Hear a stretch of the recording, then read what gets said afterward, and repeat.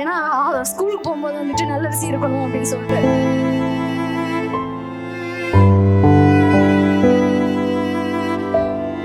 வீடுலாம் ஒழுகிட்டு தான் இருக்கும். என்னோட லைஃப்பை சேஞ்ச் பண்ணது இந்த என்டையர் மீடியா டீம் மட்டும்தான்.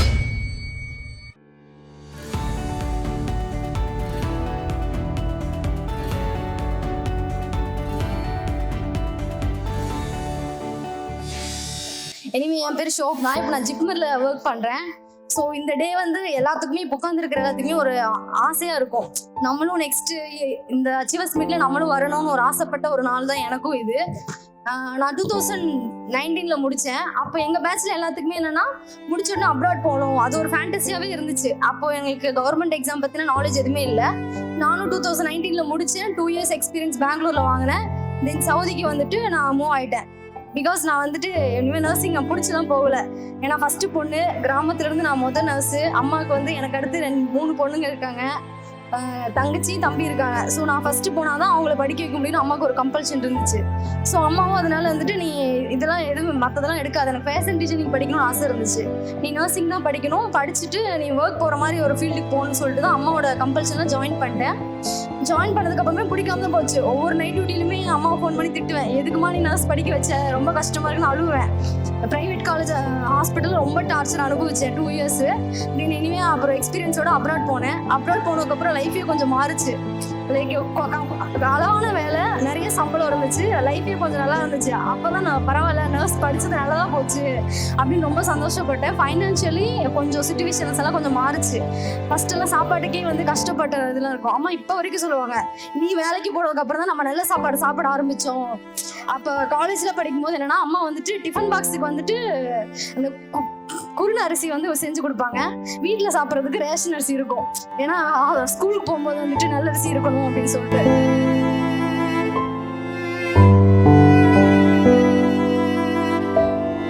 ஸோ அந்த மாதிரி சாப்பாடுலாம் கஷ்டப்பட்டு வந்திருக்கோம். அம்மா இப்பயும் அதை சொல்லி காட்டுறாங்க, நீ வேலைக்கு போனதுக்கப்புறம் நம்ம சாப்பிட்ற சாப்பாடு கூட மாறி இருக்கு அப்படிம்பாங்க. ஸோ ஓகே, அப்புறம் அப்ராட் போனேன். 2 years இது பண்ணேன். ஃபைனலி ஆசைப்பட்ட மாதிரி வீடும் கட்டினேன். அப்ராட் போயிட்டு லோன் போட்டு வீடு தான் கட்டினேன். ஏன்னா அப்போ வந்துட்டு வீடு ஒழுகிட்டு தான் இருக்கும்.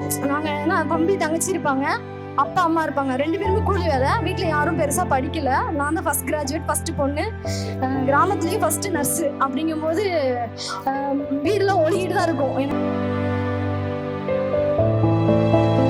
ரொம்ப ஆசை எல்லாம் மிடில் கிளாஸுக்கு ஒரு நல்ல வீடு கட்டணும் கூட ரொம்ப ஆசையாக இருக்கும். ஸோ அப்ராட் போனதுக்கப்புறம் வீடெல்லாம் கட்டிட்டு அப்புறம் வீட்டில் பொண்ணு பார்க்க ஆரம்பிச்சிட்டாங்க வழக்கம் போல். அப்புறம் மேரேஜ் ஆச்சு. மேரேஜ் ஆனதுக்கப்புறம் அப்ராட்லேருந்து வான்னு சொல்லிட்டு ரிசைன் பண்ணிட்டு வந்துட்டேன் 2 வருஷத்துலேயே. வந்ததுக்கப்புறம் அகைன் லைஃப் ஜீரோ மாதிரி ஸ்டார்ட் பண்ணுற மாதிரி இருந்துச்சு. இங்கே வந்து ப்ரைவேட்டில் 2025 வந்து ஜான்வரியில் ஒரு மாதம் மட்டும் ஒரு ப்ரைவேட்டில் போனேன். 22,000 சேலரி கொடுத்தாங்க. 25க்கு போனேன், 22 தான் கொடுத்தாங்க. என்னால் மேனேஜ் பண்ண முடியல. ஏன்னா மேரேஜ் அதுக்கப்புறம் ஏன்னா வீடு கட்டிட்டு உடனே மேரேஜுங்கும் போது லோன் போட்டு தான் மேரேஜ் பண்ணோம். ஸோ அதுக்கே கொஞ்சம் செலவுலாம் லோன்லாம் போட வேண்டியது இருந்துச்சா. ஸோ என்னால் 22,000 வச்சு மேனேஜ் பண்ண முடியல.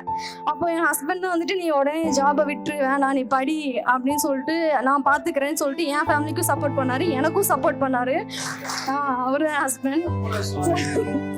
ஸோ அதுக்கப்புறமேட்டுக்கு இனிமேல் அதுக்கப்புறம் தான் நான் February 4 ரிசைன் பண்ணிட்டு இங்கே படிக்க வந்தேன். ஏப்ரலில் எக்ஸாம் எழுதுனேன். ஏப்ரலில் ப்ரிலிம்ஸ்லேயே நான் ஃபெயில் ஆகிட்டேன். 2 months தான் படித்தேன், ப்ரிலிம்ஸ்லேயே கிடைக்கல. அப்போ எங்கள் மாமியார் கூட கேட்டாங்க, ஏமா சென்னையில் இல்லாத கோச்சிங் சென்டரா நீ பாண்டிச்சேரிக்கு போகிறேன்னு சொல்கிற அப்படின்னு சொன்னாங்க. இல்லைங்க அத்தை, நான் அங்கே போய் படிக்கணும் அப்படின்னு சொன்னதான். அதுக்கு இவரும் பேசி மேரேஜ் ஆகி ஒரு 6 months ஹாஸ்டல் அனுப்பி வச்சுட்டாரு. ஹஸ்பண்டும் ஃபுல் சப்போர்ட்டு. மாமியாரும் அதை கேட்டாங்க, சென்னையில் இல்லாத கோச்சிங் சென்டர் பாண்டிச்சேரியில் இருக்குன்னு நீ கிளம்பி போகிற, சரி ஓகே போயிட்டு வாமா ஆல் தி பெஸ்ட் சொல்லி அனுப்பிட்டாங்க. நானும் நம்பி வந்து படித்தேன். நான் ப்ரைவேட் காலேஜ், ஒரு நார்மல் ஆவரேஜ் ஸ்டூடெண்ட்டு, என்னால் இது கிளியர் பண்ண முடியுமா, யார்கிட்ட சொன்னாலும் எய்ம்ஸ் அது ரொம்ப டஃப்பான எக்ஸாம் ஆச்சு, எப்படி கிளியர் பண்ணுவேன் அப்படின்னு ஒரு பயம் இருந்துகிட்டே இருந்துச்சு. நிறைய நாள் அழுதுருக்கேன், நம்மளால பாஸ் பண்ண முடியுமா முடியாதா, அம்மா வேறு வேலைக்கு போயிட்டு இருக்காங்க. அப்ராட் போனதும் அம்மாலாம் வீட்டில் இருந்தாங்க. இப்போ நம்ம ஆஃப்டர் மேரேஜுக்கு அப்புறம் அம்மா மறுபடியும் வேலைக்கு போக ஆரம்பிச்சிட்டாங்க. ரொம்ப பேக் பெயினோட கஷ்டப்பட்டுட்டு இருந்தாங்க. அதுக்கப்புறமேட்டுக்கு இனிமேல் இப்போ இந்த எக்ஸாமில் நார்செட் 9 நான் கிளியர் பண்ணணும்னு கொஞ்சம் கூட நினைக்கல. மெயின்ஸ் அப்பல ரொம்ப அழுதுட்டு இருந்தேன். மோகன் பாபு சாருக்கு ஃபோன் பண்ணி ரிவிஷனே பண்ணல சார், ரொம்ப 5:30க்கு கால் பண்ண, அவரும் அட்டன் பண்ணாரு. அப்புறம் வந்துட்டு அவர் ஒண்ணு சொன்னார், 6 மாசம் படிச்சிருக்கீங்க, கான்ஃபிடென்ட்டா போய் எழுதுங்க, கண்டிப்பா கிளியர் பண்ணுவீங்கன்னு ஒரு பாசிட்டிவா சொன்னாரு. அதே மாதிரி பயந்துட்டு எக்ஸாம் போகாம இருந்துடாதமா, தைரியமா போய் எழுதுங்க அப்படின்னு அனுப்பி வச்சாரு. 5:30 மார்னிங், ஏர்லி மார்னிங் மெயின்ஸுக்கு போகணும். ஆனா என்னால ரிவிஷன் பண்ண முடியாம கான்ஃபிடென்ட் இல்லாம அழுக. அவன் 5:30 அழுகுற, இவரும் அழாத பாத்துக்கலாம் எக்ஸாம் கிளம்புங்கிறாரு மெயின்ஸுக்கு. அப்புறம் இவர்கிட்ட பேசினேன், இவர் சொன்ன அதை மட்டும் ஃபாலோ பண்ணேன். சிஸ்டம் நானு 6 மாசம் என்ன படிச்சனோ போய் எழுதுவோம், மீதி கடவுள்கிட்ட விட்டுருவோம் அப்படின்ட்டு தான் போனேன். லிட்டரலி ரிசல்ட் வந்தோடனே ஒரு பயங்கர அழுக. இப்ப கூட அம்மா அதெல்லாம் டிவியில பாத்துட்டு இருந்தாங்கன்னு நினைக்கிறேன். பார்த்துட்டு அம்மா ஃபோன் பண்ணி ஒரே சந்தோஷம், ரொம்ப அழுக. இப்ப ஜாயின் பண்ணதுமே அம்மா இப்ப வீட்டுல இருக்காங்க, ரெஸ்ட்ல இருக்காங்க.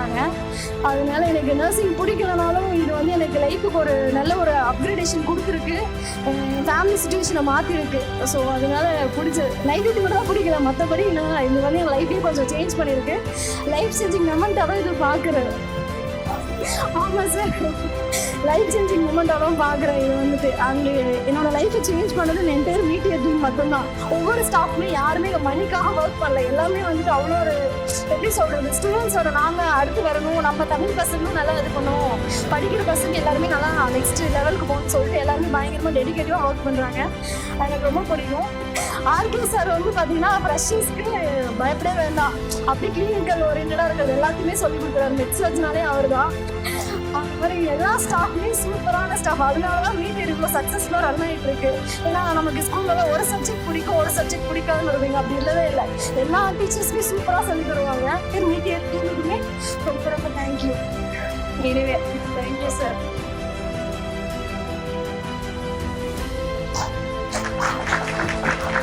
Thank you so much.